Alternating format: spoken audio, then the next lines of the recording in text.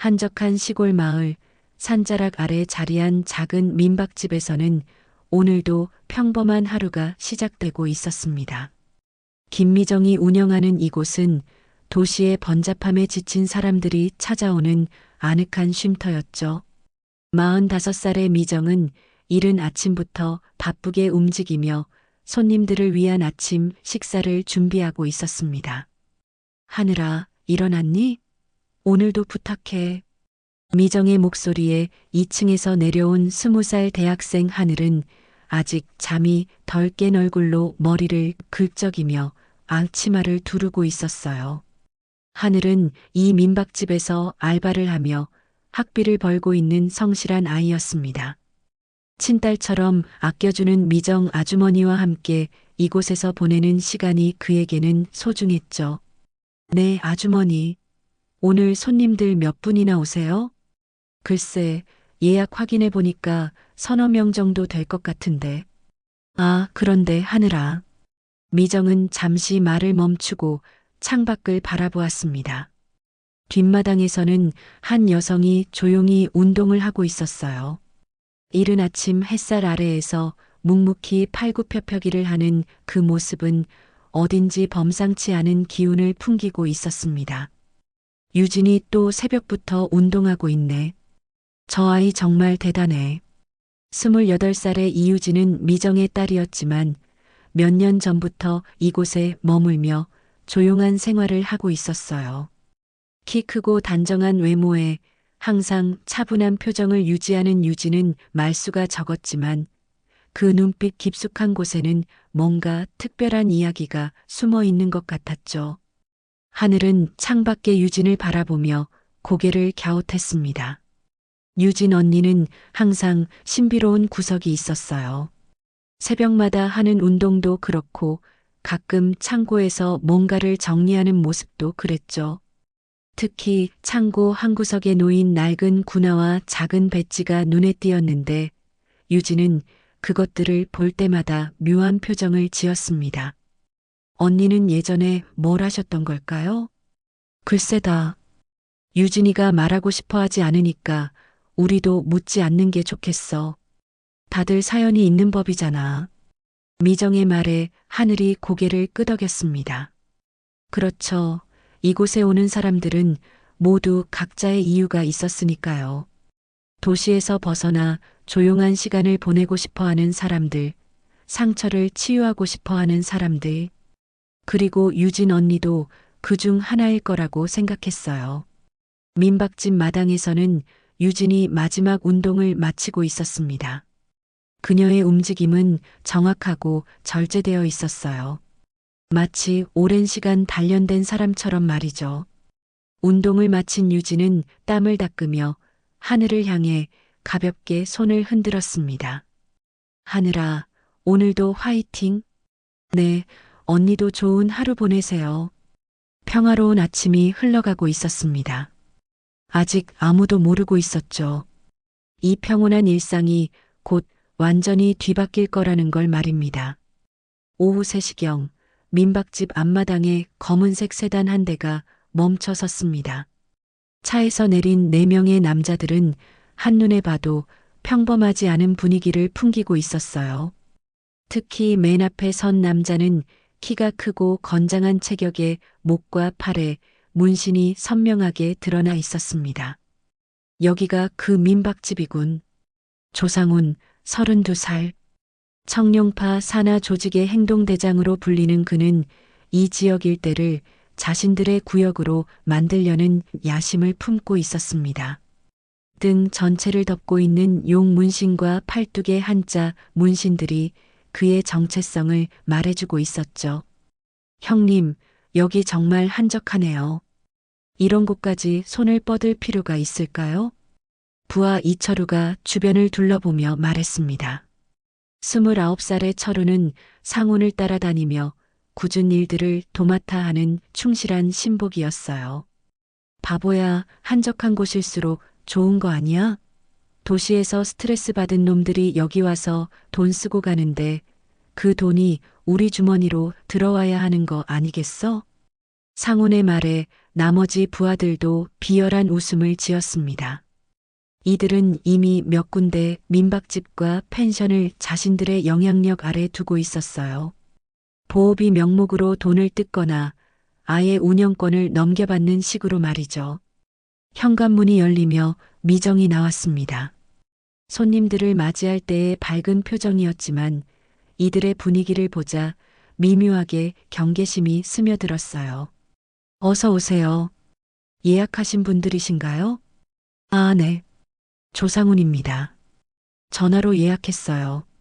상훈은 갑자기 예의 바른 모습으로 돌변했습니다. 하지만 그의 눈빛에는 계산적인 냉기가 흐르고 있었죠. 미정은 내심 불안감을 느꼈지만 손님을 거부할 이유는 없었습니다. 아, 네. 방은 2층에 2개 준비되어 있어요. 짐 정리하시고 편히 쉬세요. 체크인을 마친 후 상훈 일행은 이곳저곳을 둘러보기 시작했습니다. 마치 자신들의 영역을 파악하는 것처럼 말이죠. 하늘은 이들의 시선이 느껴져 왠지 모르게 불편했어요. 저녁이 되자 상훈 일행은 민박집 거실에서 술을 마시기 시작했습니다. 미정이 정중히 조용히 해달라고 부탁했지만 이들의 목소리는 점점 더 커져만 갔어요. 야, 이 동네 정말 조용하네. 우리가 좀 활기를 불어넣어줘야겠어. 맞습니다, 형님. 여기 사장 아줌마도 괜찮고 저 대학생 알바도 괜찮던데요. 철우의 말에 상훈의 입꼬리가 올라갔습니다. 술이 들어가자 본성이 드러나기 시작한 거죠. 밤 10시가 넘어서자 하늘이 조심스럽게 다가왔습니다. 다른 손님들이 불편해할까봐 걱정이 되었거든요. 죄송한데요. 다른 손님분들이 좀 조용히 해달라고 하시네요. 뭐, 조용히 하라고? 상훈이 갑자기 일어서며 하늘을 노려봤습니다. 술 냄새와 함께 위압적인 기운이 뿜어져 나왔어요. 하늘은 본능적으로 한 걸음 물러섰습니다. 어린 게 참 나서는군. 여기 우리가 돈 내고 있는 거 아니야? 아, 네, 하지만은 뭐가 하지만이야? 상훈이 하늘의 뺨을 툭툭 치기 시작했습니다. 처음에는 장난스럽게 시작했지만 점점 그 강도가 세져갔어요. 하늘의 얼굴이 빨갛게 달아올랐습니다. 야, 어린 게 예쁘긴 하네. 우리가 여기 있는 동안 잘 봐줘야겠어. 상훈이 하늘의 멱살을 휘어잡았습니다. 하늘은 무서워서 몸을 떨기 시작했어요. 이런 상황이 처음이었거든요. 제발 놓아주세요. 바로 그때였습니다. 현관문이 열리는 소리가 들렸어요. 모든 시선이 그쪽으로 향했습니다. 유진이 들어서고 있었습니다. 그녀의 표정은 지금까지 본 적 없을 만큼 차갑고 날카로웠어요. 마치 얼음처럼 차가운 눈빛이 상훈을 직시하고 있었습니다. 그 손, 지금 당장 놓으시죠. 유진의 목소리는 낮고 조용했지만 그 속에는 누구도 무시할 수 없는 강력한 위협이 담겨 있었습니다. 상훈은 유진을 위아래로 훑어보며 비웃음을 터뜨렸습니다. 키 큰 여자가 나타났지만 자신에게는 별로 위협적으로 보이지 않았거든요. 오히려 재미있는 상황이 벌어졌다고 생각했어요. 누구세요, 아가씨? 여자가 남자 일에 끼어들면 안 되는데? 유진은 한 걸음 더 다가섰습니다. 그녀의 걸음걸이는 조용했지만 마치 사냥감을 노리는 맹수처럼 절제된 힘이 느껴졌어요. 하늘은 유진의 이런 모습을 처음 보고 있었습니다. 마지막으로 한 번 더 말씀드리겠습니다. 그 손 놓으세요. 야야, 이 여자 정말 웃기네. 철우야, 저 여자 좀 데려가서 예의 범절 좀 가르쳐줘. 철우가 유진에게 다가섰습니다. 그는 자신의 덩치를 믿고 있었어요. 키 180에 몸무게 90kg의 건장한 체격이었거든요. 하지만 그것이 그의 첫 번째 실수였습니다. 철우가 유진의 팔을 잡으려는 순간이었어요. 유진의 몸이 순식간에 움직였습니다. 마치 바람처럼 빠르고 정확한 동작이었죠. 철우는 자신이 무슨 일을 당했는지도 모른 채 바닥에 나뒹굴고 있었습니다. 뭐야? 상훈의 얼굴에 당황한 기색이 스쳤습니다. 하지만 곧바로 화를 내며 나머지 부하들에게 소리쳤어요. 뭐 하고 있어? 저 여자 하나 못 잡겠어? 나머지 2명의 부하들이 동시에 유진에게 달려들었습니다. 하지만 결과는 마찬가지였어요. 유진은 마치 춤을 추듯 우아하게 움직이며 이들을 차례대로 제압했습니다. 슬리퍼도 벗지 않은 채로 말이죠. 첫 번째 부하는 유진의 정확한 손날치기에 목을 맞고 쓰러졌고, 두 번째 부하는 다리를 걸려 바닥에 나동그라졌습니다. 모든 일이 20초도 안 되는 시간에 벌어진 일이었어요. 상우는 이제 혼자 남게 되었습니다. 그의 얼굴에는 믿을 수 없다는 표정이 가득했어요. 자신의 부하들이 한 여자에게 이렇게 쉽게 당할 줄은 꿈에도 생각하지 못했거든요. 대체 당신 뭐야? 유진이 상훈을 바라보는 눈빛에는 차가운 분노가 서려 있었습니다. 하늘을 위협한 것에 대한 분노, 그리고 이 평화로운 공간을 더럽힌 것에 대한 분노였어요. 그런 건 중요하지 않습니다. 중요한 건 당신들이 여기서 당장 나가야 한다는 거죠. 상우는 뒤로 물러서면서도 허세를 부렸습니다. 등에 새긴 용 문신이 자신의 정체성이자 자존심이었거든요. 야, 너 우리가 누군지 알아? 청룡파 알아? 여기서 이렇게 하면 가만 안 둬. 청룡파든 뭐든 상관없어요. 여기는 우리 집이고 당신들은 불청객이에요. 유진이 한 걸음 더 다가서자 상훈도 주먹을 휘둘렀습니다. 하지만 유진은 그것을 쉽게 피하며 상훈의 팔을 잡았어요. 그리고 간단한 관절기로 상훈을 바닥에 눕혔습니다. 놓으라고. 상훈이 바닥에서 발버둥 치고 있을 때 하늘은 멍하니 이 광경을 바라보고 있었습니다. 평소 조용하고 차분했던 유진 언니가 이런 모습일 줄은 상상도 못했거든요. 언니, 대체 누구세요? 유진이 상훈을 놓아주며 하늘을 바라봤습니다. 그녀의 표정에는 미안함과 걱정이 동시에 드러나 있었어요. 미안해, 하늘아. 무서웠지? 아니에요. 그런데 언니는 바로 그때 밖에서 사이렌 소리가 들려왔습니다. 누군가 신고를 한 모양이었어요. 경찰차 2대가 민박집 앞에 멈춰섰고 경찰관들이 들어왔습니다. 신고 접수하고 왔습니다. 무슨 일이죠? 상훈이 일어나며 소리쳤습니다. 경찰관님, 저 여자가 우리를 폭행했어요. 증거도 있고 증인도 있어요. 경찰관이 유진을 바라보며 고개를 갸웃했습니다. 조용하고 차분해 보이는 여성이 4명의 건장한 남자들을 폭행했다는 것이 믿어지지 않았거든요. 일단 모두 진정하시고 상황 설명부터 해주세요. 그런데 이때 경찰관 중 한 명이 유진을 유심히 바라보더니 눈을 크게 떴습니다. 그는 30대 중반의 형사였는데 유진을 알아본 것 같았어요. 혹시 이유진 씨? 유진도 그 형사를 알아보며 놀란 표정을 지었습니다. 도진아? 박도진 형사였습니다. 유진의 과거와 연결된 또 다른 인물이 등장한 순간이었어요.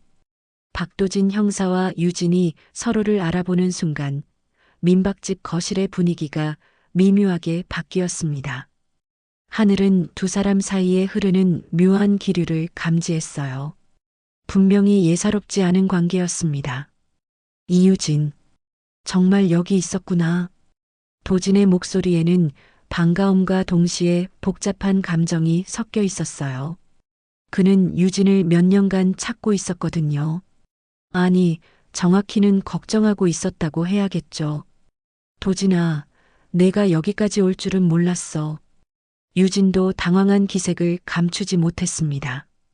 과거와 완전히 단절하고 조용히 살려고 했는데 옛 동료를 만나게 된 거예요. 상훈이 이 상황을 놓치지 않고 끼어들었습니다. 형사님, 저 여자가 우리를 무차별 폭행했어요. 당장 체포해야 합니다. 하지만 도진은 상훈의 말을 무시하고 유진에게 물었어요. 무슨 일이야? 이 사람들이 뭔 짓을 한 거야? 유진이 간단히 상황을 설명했습니다. 하늘을 위협하고 폭행하려던 상황, 그리고 자신이 나서서 제지한 과정을 말이죠. 도진은 고개를 끄덕이며 들었습니다. 알겠어. 그럼 이 사람들부터 조사해야겠네. 도진이 상훈 일행을 바라보며 말했습니다. 그는 이미 이들의 정체를 어느 정도 파악하고 있었어요. 청룡파 소속이라는 것도 알고 있었고, 이런 식으로 민박집과 펜션을 접수하려 한다는 것도 알고 있었거든요. 조상훈 맞지? 청룡파 산하 조직 행동대장. 요즘 이 지역 민박업소들을 노리고 있다는 정보가 있었는데 상훈의 얼굴이 굳어졌습니다. 자신의 정체가 들통난 거죠. 그게 무슨 상관이에요? 저희도 피해자라고요. 피해자? 20살 여대생 멱살 잡고 위협한 게 피해자야? 도진의 목소리가 차갑게 식었습니다. 그는 이런 인간들을 가장 싫어했거든요. 하늘이 조심스럽게 입을 열었습니다. 저 정말 무서웠어요. 갑자기 뺨을 때리고 멱살을 잡고. 됐어, 하늘아. 무서웠을 텐데 고생했어. 유진이 하늘의 어깨를 토닥이며 위로했습니다. 그런데 하늘은 여전히 궁금한 게 많았어요. 언니, 도대체 어떻게 그렇게 강한 거예요? 그리고 형사님과는 어떤 사이세요? 유진이 잠시 망설였습니다. 언젠가는 말해야 할 이야기였지만 이런 식으로 드러날 줄은 몰랐거든요. 도진이 유진을 바라보며 물었어요. 말 안 했구나? 내 정체를. 굳이 말할 필요가 없다고 생각했어. 유진아, 이제 숨길 수도 없잖아. 이 사람들 앞에서 그 실력을 다 보여줬는데. 유진이 깊은 한숨을 쉬었습니다. 그리고 하늘을 바라보며 천천히 입을 열었어요. 하늘아, 내가 예전에 뭘 했는지 궁금했지? 네, 항상 궁금했어요. 나는 707 특수임무단 출신이야. 하늘의 눈이 커졌습니다. 707 특수임무단이라는 이름은 들어본 적이 있었거든요. 군대에서도 최정예 부대로 유명한 곳이었어요. 707이라고? 그 유명한. 그래. 그것도 그냥 대원이 아니라 작전대장이었어. 상훈과 그의 부하들도 이 말을 듣고 얼굴이 새파랗게 질렸습니다. 707 특수임무단은 조폭들 사이에서도 건드리면 안 되는 존재로 통했거든요. 전설의 작전대장이었다고? 철우가 떨리는 목소리로 물었습니다. 그래서 너희들이 20초 만에 바닥에 나뒹굴게 된 거야. 도진이 비웃으며 말했습니다.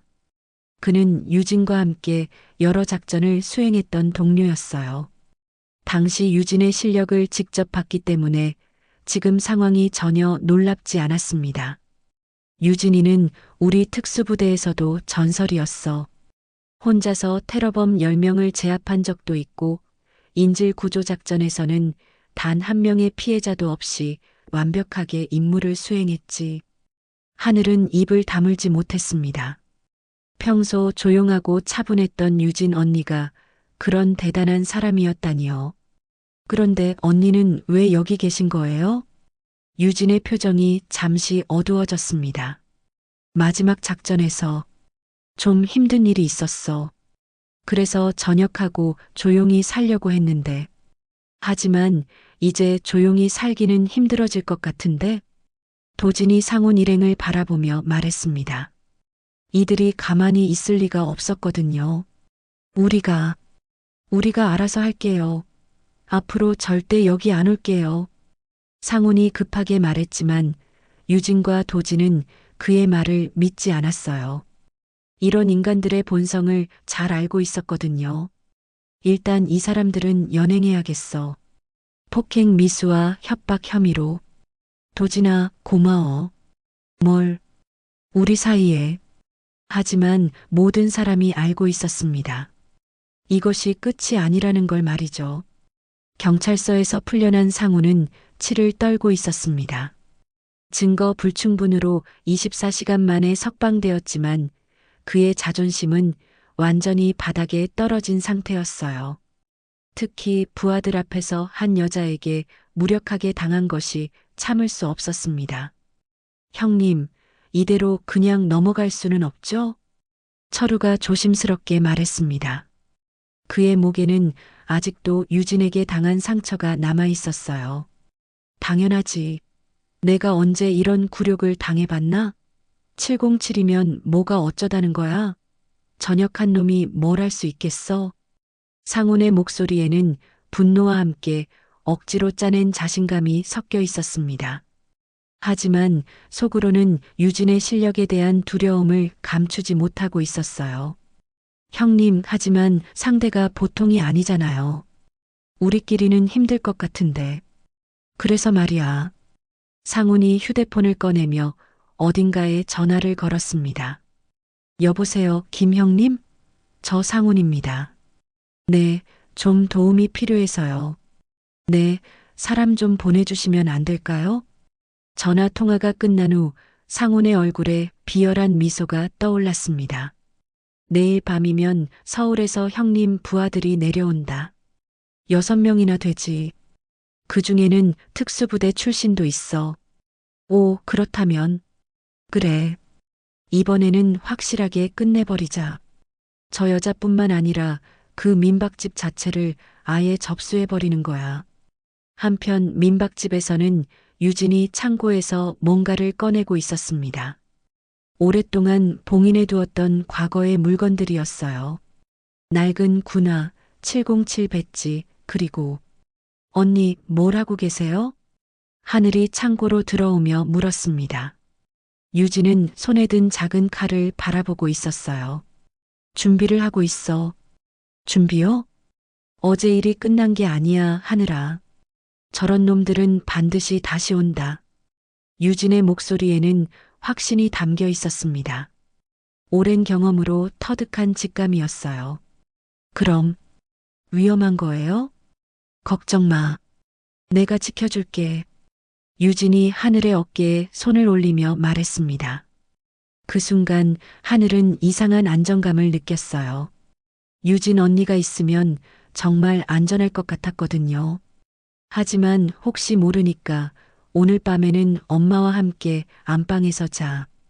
그리고 뭔가 이상한 소리가 나면 절대 밖으로 나오지 마. 네, 알겠어요. 그날 밤 11시가 넘어서자 민박집 주변이 평소보다 조용해졌습니다. 유진은 거실 소파에 앉아 창밖을 바라보고 있었어요. 그녀의 청각은 훈련으로 단련되어 있었기 때문에 작은 소리도 놓치지 않았습니다. 자정이 조금 넘은 시각 유진의 귀에 낮은 엔진 소리가 들려왔습니다. 차 2대가 불을 끄고 천천히 다가오고 있었어요. 왔구나. 유진이 자리에서 일어났습니다. 그녀는 이미 모든 준비를 마친 상태였어요. 민박집의 모든 출입구를 파악했고 가장 유리한 위치도 선정해 두었습니다. 차에서 내린 사람들은 총 7명이었습니다. 상훈과 그의 부하들, 그리고 서울에서 내려온 전문가들이었어요. 이들 중 몇 명은 정말로 특수부대 출신처럼 보였습니다. 움직임이 달랐거든요. 조용히 해. 깨우면 안 된다. 상훈이 속삭이며 지시했습니다. 이번에는 기습작전으로 승부를 내려고 했어요. 하지만 이들이 현관에 다가서는 순간 문이 열렸습니다. 유진이 서 있었어요. 밤늦게 웬 손님들이십니까? 유진의 목소리는 평상시와 다름없이 차분했습니다. 하지만 그녀의 눈빛에는 차가운 경계심이 서려 있었어요. 저 여자다. 저번에 우리를 때린 여자. 철우가 소리쳤지만 상훈이 그를 제지했습니다. 오늘은 다르다. 우리도 준비를 해왔거든. 서울에서 온 사람들이 앞으로 나섰습니다. 이들의 체격과 움직임에서는 확실히 훈련받은 냄새가 났어요. 특수부대 출신이라던데 우리도 만만치 않아. 그중 한 명이 말했습니다. 그는 해병대 출신으로 보였어요. 유진이 천천히 민박집 마당으로 나왔습니다. 이번에는 실내에서 싸울 수 없었어요. 가족들을 위험에 빠뜨릴 수는 없었거든요. 여기서 해결하죠. 후후, 좋아. 이번에는 확실하게 끝내주겠어. 7명이 유진을 에워쌌습니다. 수적으로는 완전히 불리한 상황이었어요. 하지만 유진의 표정에는 두려움이라고는 찾아볼 수 없었습니다. 시작해 볼까요? 전설의 귀환이 본격적으로 시작되는 순간이었습니다. 경찰서에서 풀려난 상우는 치를 떨고 있었습니다.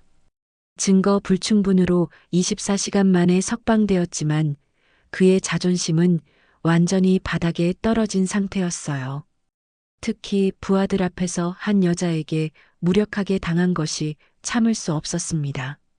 형님, 이대로 그냥 넘어갈 수는 없죠? 철우가 조심스럽게 말했습니다. 그의 목에는 아직도 유진에게 당한 상처가 남아 있었어요. 당연하지. 내가 언제 이런 굴욕을 당해봤나?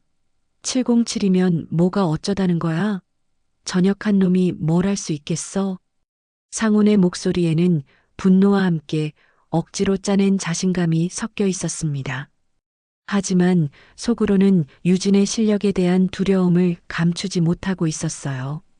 형님, 하지만 상대가 보통이 아니잖아요. 우리끼리는 힘들 것 같은데. 그래서 말이야. 상훈이 휴대폰을 꺼내며 어딘가에 전화를 걸었습니다. 여보세요, 김 형님? 저 상훈입니다. 네, 좀 도움이 필요해서요. 네, 사람 좀 보내주시면 안 될까요? 전화 통화가 끝난 후 상훈의 얼굴에 비열한 미소가 떠올랐습니다. 내일 밤이면 서울에서 형님 부하들이 내려온다. 6명이나 되지. 그 중에는 특수부대 출신도 있어. 오, 그렇다면. 그래. 이번에는 확실하게 끝내버리자. 저 여자뿐만 아니라 그 민박집 자체를 아예 접수해버리는 거야. 한편 민박집에서는 유진이 창고에서 뭔가를 꺼내고 있었습니다. 오랫동안 봉인해 두었던 과거의 물건들이었어요. 낡은 군화, 707 배지, 그리고 언니, 뭘 하고 계세요? 하늘이 창고로 들어오며 물었습니다. 유진은 손에 든 작은 칼을 바라보고 있었어요.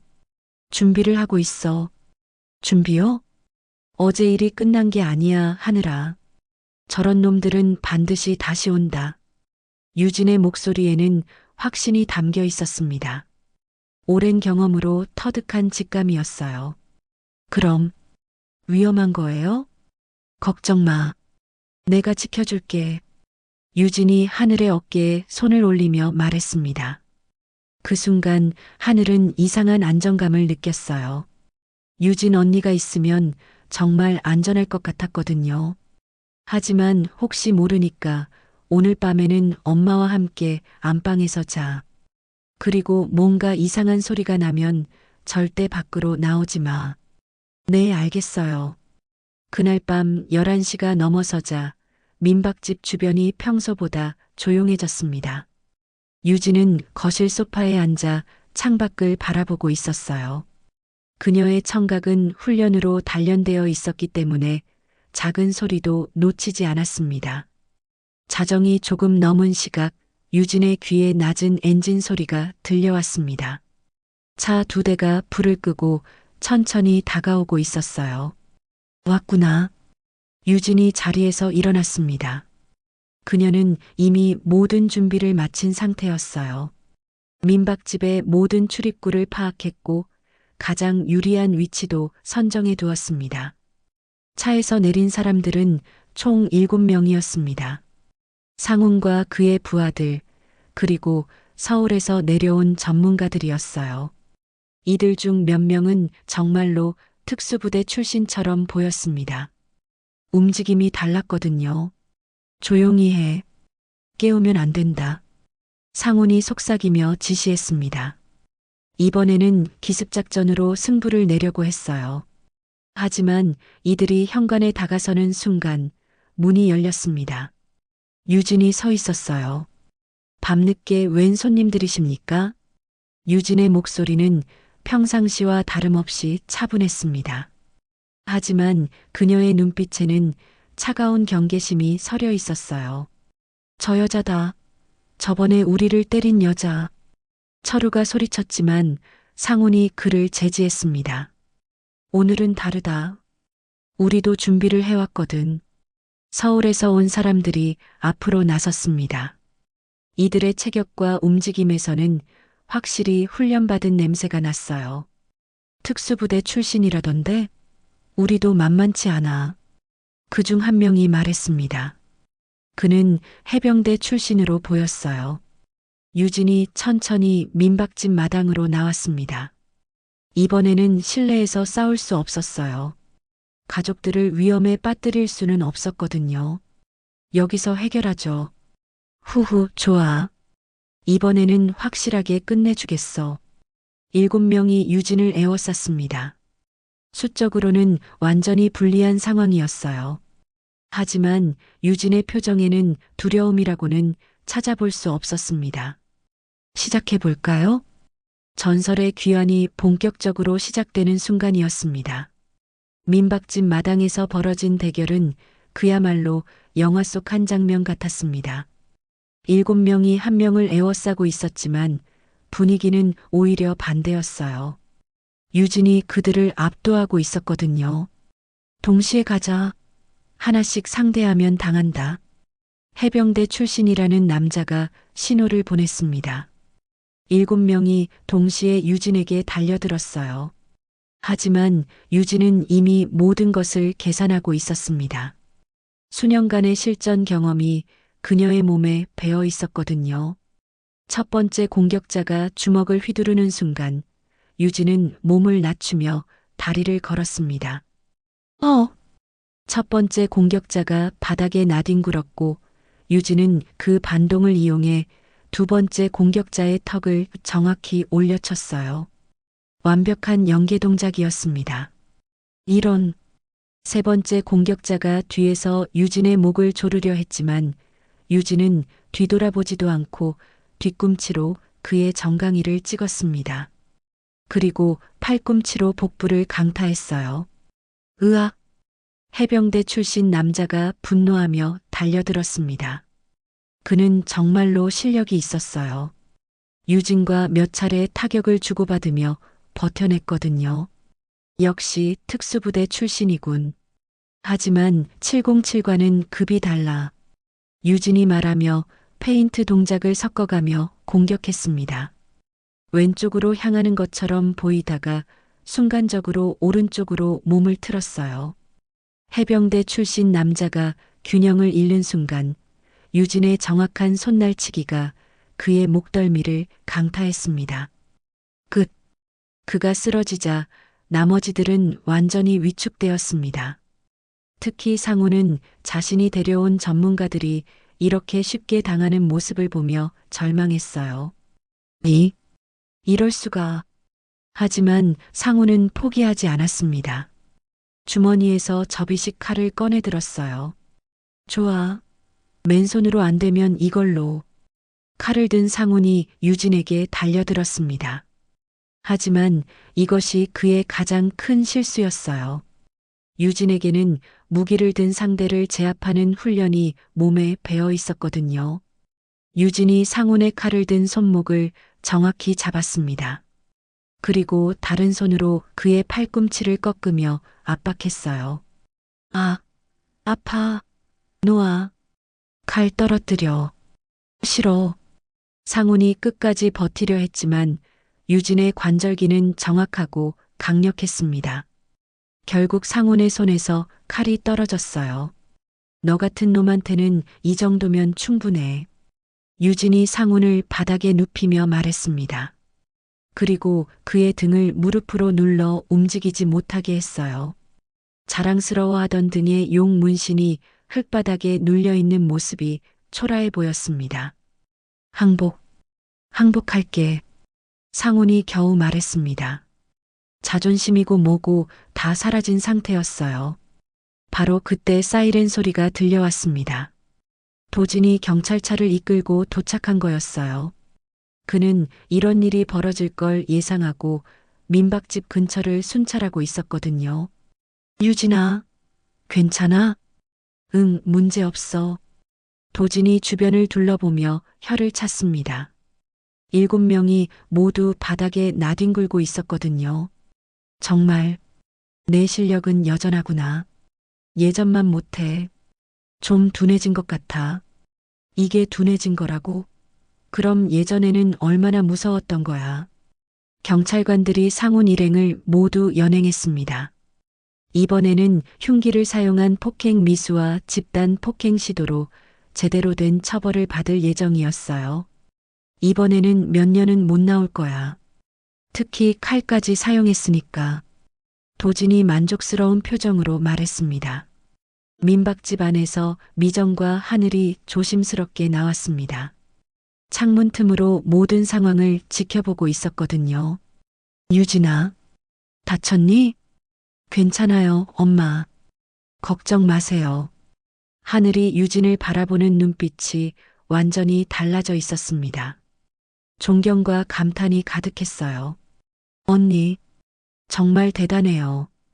영화에서나 보던 일이. 미안해, 하늘아. 무서웠을 텐데.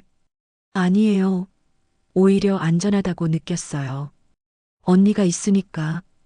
유진이 미소를 지었습니다. 오랜만에 느끼는 따뜻한 감정이었어요. 이제 정말 끝난 거죠? 응. 이제 조용히 살 수 있을 거야. 도진이 유진의 어깨를 토닥이며 말했습니다. 고생했어, 유진아. 이제 정말 평화로워질 거야. 민박집 마당에는 다시 고요함이 찾아왔습니다. 하지만 이제는 진짜 평화로운 고요함이었어요. 사건이 일어난 지 사흘이 지났습니다. 민박집에는 다시 평온한 일상이 찾아왔어요. 하지만 이전과는 분명히 다른 점이 있었습니다. 하늘이 유진을 바라보는 시선이 완전히 달라져 있었거든요. 언니, 아침 운동 나가세요? 하늘이 유진에게 물었습니다. 예전에는 그냥 지나쳤을 일상적인 장면이었지만 이제는 그 운동의 의미를 알고 있었어요.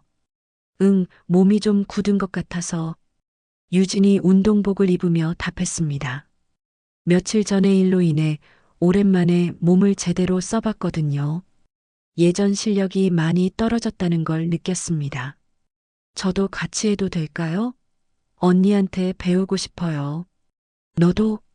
네, 저도 강해지고 싶어요.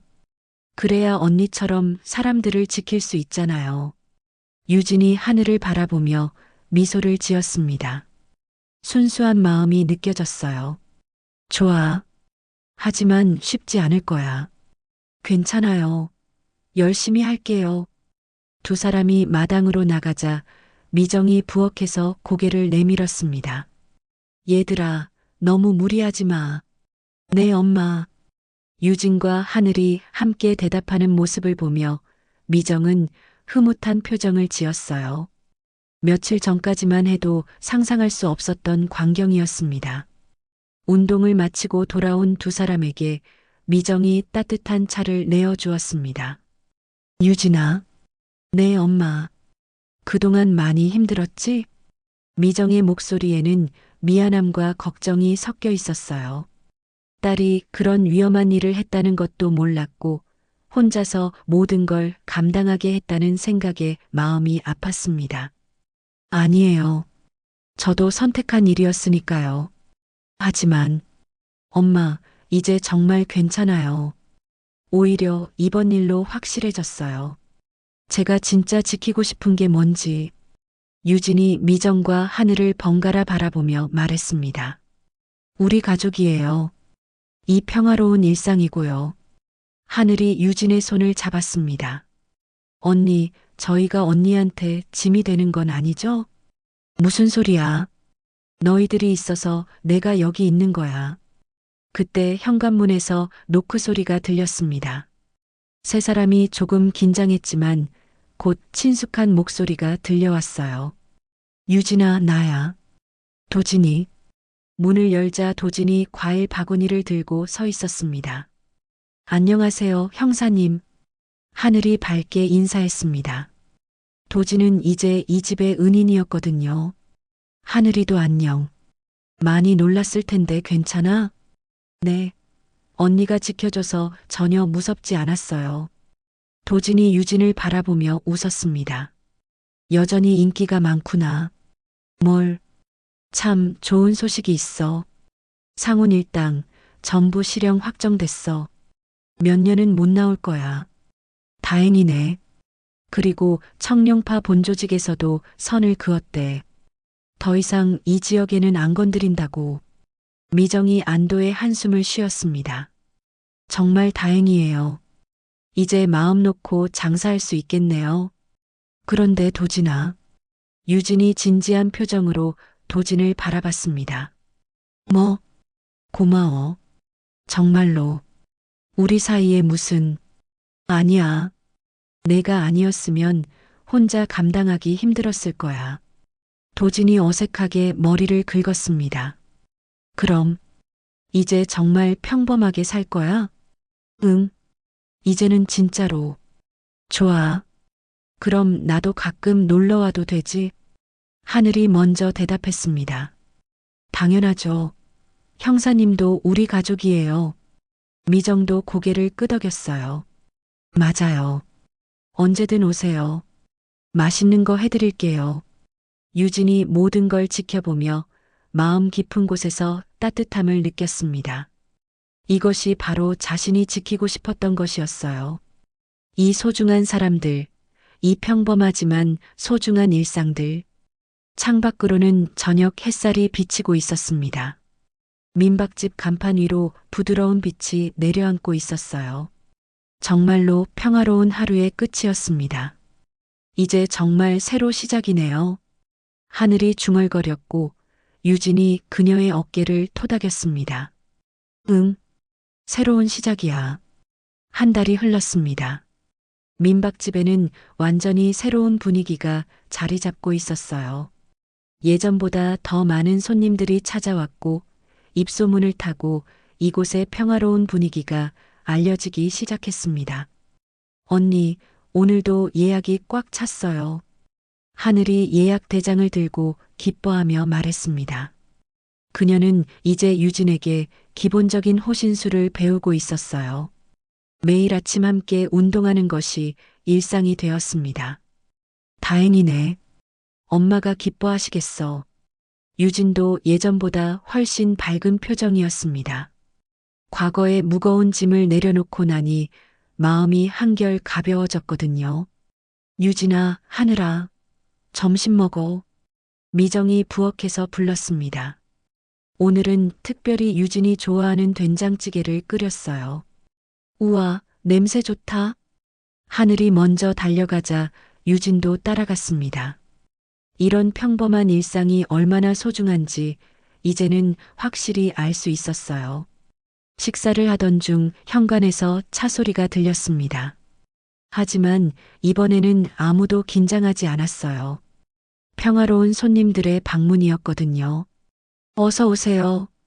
하늘이 밝게 인사하며 나갔고 곧 돌아왔습니다. 언니, 형사님이 오셨어요. 그런데 오늘은 사복을 입고 오셨네요.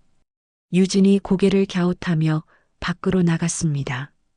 도진이 평상복을 입고 서 있었는데 왠지 어색해 보였어요. 도진아, 오늘 쉬는 날이야? 응. 그런데 유진아. 도진이 망설이며 말을 꺼냈습니다. 뭔가 부탁이 있어서. 부탁? 다음 주에.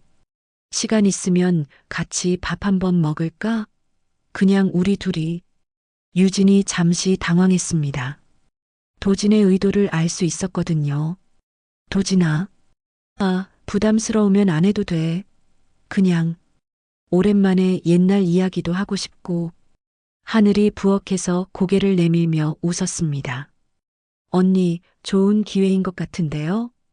미정도 고개를 끄덕였어요. 그래, 유진아. 너도 이제 새로운 시작을 해야지. 유진이 잠시 생각에 잠겼습니다. 과거에만 매여 살 수는 없었어요. 이제는 앞으로 나아갈 때였습니다. 좋아. 하지만 조건이 있어. 조건? 우리 가족들이 만든 도시락 가져갈게. 어때? 도진의 얼굴에 환한 미소가 떠올랐습니다. 최고야. 하늘이 박수를 치며 기뻐했어요. 언니, 제가 특별한 도시락 만들어 드릴게요. 나도 도와줄게. 미정도 신이 나서 말했습니다. 며칠 후 약속 날이 되었습니다. 유진은 오랜만에 조금 더 신경 써서 옷을 입었어요. 간단하지만 단정한 원피스에 가디건을 걸쳤습니다. 언니, 정말 예뻐요. 하늘이 감탄하며 말했습니다. 과장하지 마. 아니에요. 진짜 예뻐요. 미정이 정성스럽게 만든 도시락을 유진에게 건네주었습니다. 맛있게 드세요. 그리고 행복하렴. 유진이 미정을 꼭 안았습니다. 고마워요, 엄마. 도진이 차를 가지고 와서 함께 근처 공원으로 향했습니다. 봄이 깊어가는 계절이라 꽃들이 만개해 있었어요. 여기 좋다. 그치? 나도 가끔 여기 와서 생각 정리하곤 해. 두 사람이 벤치에 앉아 도시락을 펼쳤습니다. 미정과 하늘이 정성껏 만든 음식들이 가득했어요. 우와, 이거 정말 맛있다. 우리 엄마와 하늘이가 만든 거야. 정말 따뜻한 가족이구나. 도진이 유진을 바라보며 말했습니다. 응, 내가 정말 소중하게 생각하는 사람들이야. 나도 그 소중한 사람들 중 하나가 될 수 있을까? 유진이 도진을 바라봤습니다. 그의 진지한 표정에서 진심을 느낄 수 있었어요. 이미 그래. 너도 우리 가족이야. 가족이 아니라, 알아. 내 마음. 유진이 미소를 지었습니다. 조금씩 시간을 가져보자. 나도 이런 감정이 오랜만이야. 정말? 응, 정말.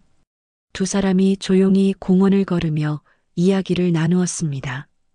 과거의 추억들, 현재의 일상들, 그리고 미래에 대한 소소한 꿈들까지. 해가 저물 무렵 민박집으로 돌아왔습니다.